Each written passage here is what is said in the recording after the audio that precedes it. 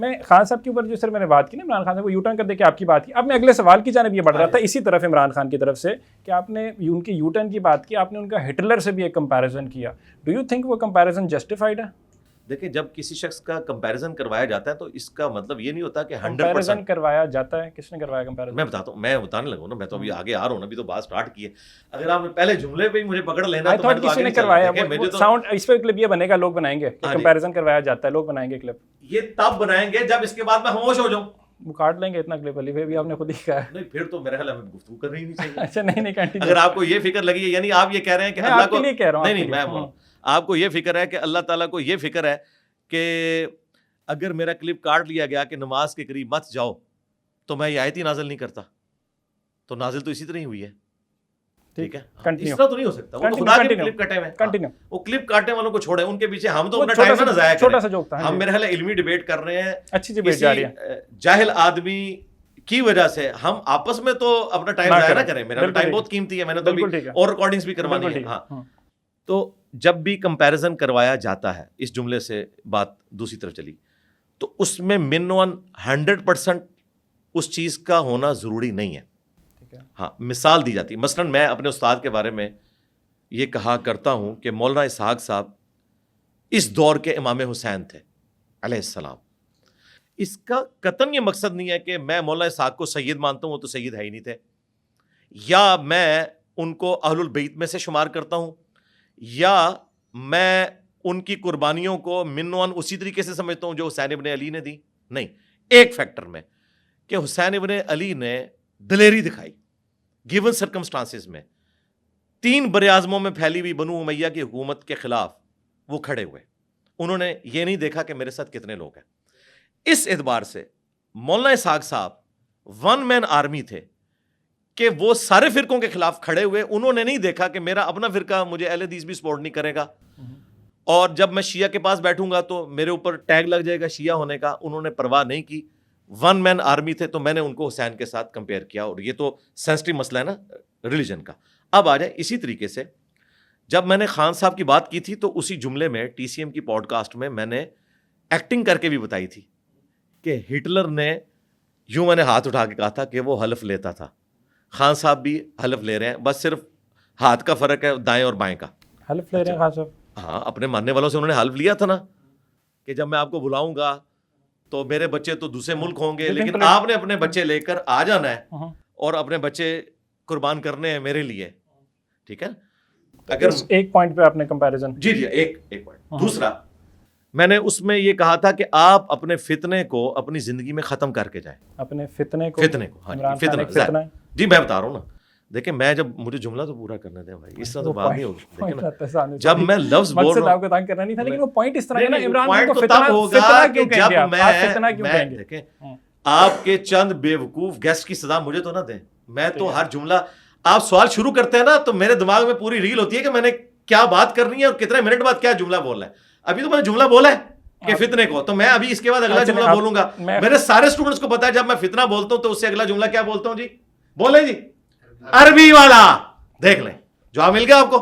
تو آپ نے مجھے اگلے جملے میں نہیں جانے دیا، اور یہ آخری وارننگ ہے. موسیٰ علیہ السلام نے بھی پتہ ہے نا حضرت خضر علیہ السلام نے کہا تھا بھی فارغ، تو میں نے اس کے بعد بھی کیمرہ بند کروا دینا ہے. تو یہ تو اچھی بات ہے، نیچرل چیز ہے. اس کی وجہ یہ پتہ کیا الوی کیمرہ بند ہے، اس کی وجہ پتہ کیا ہے، اگر آپ سیکھنا چاہتے ہیں نا تو صبر سے سنیں.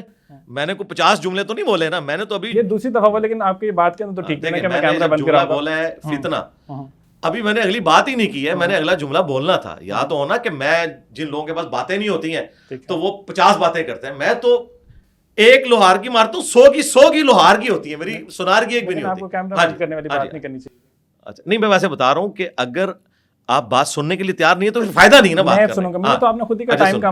یار اگر موسیٰ علیہ السلام اللہ کے پیغمبر ہیں، ان کو خضر علیہ السلام کہہ سکتے ہیں کہ بھائی آپ اولادگی ہے، تو میں بھی آپ کو کہہ سکتا ہوں بھائی اس میں کوئی ایسا مسئلہ نہیں ہے، میں نے سنت پہ عمل کیا. اب آپ نے یہ نہیں سمجھنا کہ میں نے آپ کو جو ہے وہ موسیٰ سمجھ لیا ہے اور میں خود کو خضر. ہاں تو ٹھیک ہے، یہ آپ کو وہ جواب بھی مل گیا کہ جب ایگزامپل کروائی جاتی ہے نا اس طریقے سے تو وہ 100% نہیں ہوتا. ٹھیک ہے. اچھا تو میں نے کہا تھا کہ خان صاحب آپ نے اپنے اس فتنے کو یعنی عربی والے آزمائش کو اپنی زندگی میں خود ختم کرنا ہے. جو آپ نے لوگوں کو سوشل میڈیا کے اوپر وائلنٹ کیا ہے کہ وہ ایز اے ادارہ فوج کی ٹرولنگ کرتے ہیں، ابھی بھی آپ نے دیکھا یہ BLA کا جو مسئلہ ہوا ہے, کن لوگوں نے گود میں لیا ہوا ہے ان دہشت گردوں کے واقعات کو اور سوشل میڈیا کے اوپر پروپیگیٹ کر رہے ہیں, کس طریقے سے اس کو پریزنٹ کرنے کی کوشش کر رہے ہیں گویا کہ وہ ہمارے مخالفین کے ساتھ کھڑے ہوئے ہیں, گویا کہ. اس کا یہ مطلب نہیں کہ میں ان کو مخالفین کے ساتھ سمجھتا ہوں, لیکن ان کا ایٹیچیوڈ ایسا ہے, اور پریکٹیکلی ہمیں نظر بھی آیا ہے. یہ ایک موقع تھا کہ اس موقع کے اوپر ہماری اپوزیشن جماعتوں کو پارلیمنٹ میں آنا چاہیے تھا.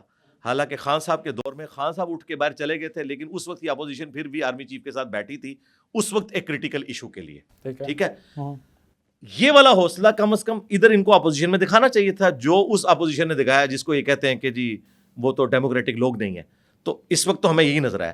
تو میں نے یہ بات کی تھی کہ آپ جو اس طرح لوگوں کو وائلنٹ کر رہے ہیں, اپنی زندگی میں اس فتنے کو ایڈریس کریں اور لوگوں کو سمجھائیں کہ اس طرح وائلنٹ ہونے کا کوئی فائدہ نہیں ہے. اس طریقے سے آپ تبدیلی نہیں لا سکتے.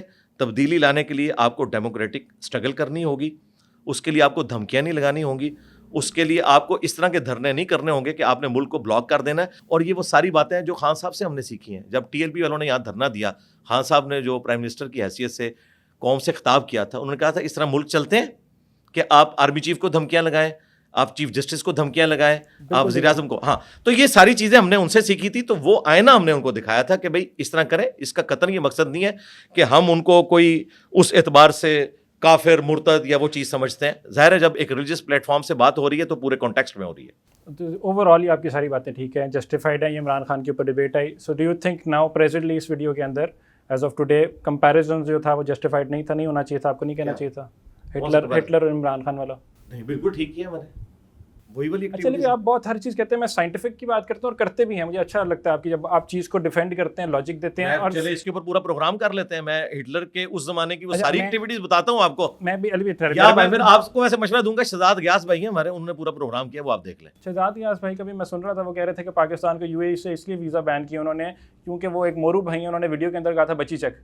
مطلب اتنی سویپنگ اسٹیٹمنٹ والی میں نے ان کی ویڈیو دیکھی ہے, اس کے علاوہ نہیں دیکھنے کا. اس طرح کی اگر کوئی رپورٹ آ جاتی ہے وہ الگ بات ہے. جو اسٹیبلش فیکٹس ہے نا, ہٹلر تو اب ماضی ہو چکا ہے نا, کس طریقے سے وہ پروپیگنڈا وار کے ذریعے مسلط ہوا وہ تو سب کے سامنے ہے. ایک چیز کوٹ کرنا چاہ رہا ہوں. اچھا, میں کہہ رہا ہوں کہ سنس سائنٹیفک ریسرچ کے اوپر ہم آپ بات کرتے ہیں تو میں نے کوشش کی ہے, ویسے نہیں. وہ کہتے ہیں کہ اگر ہم ان کی لیڈرشپ اور آئیڈیالوجی کی بات کریں اور کمپیریزن کو سائنٹیفکلی دیکھنے کی کوشش کریں تو وہ کہتے ہیں Imran Khan was a democratically elected leader.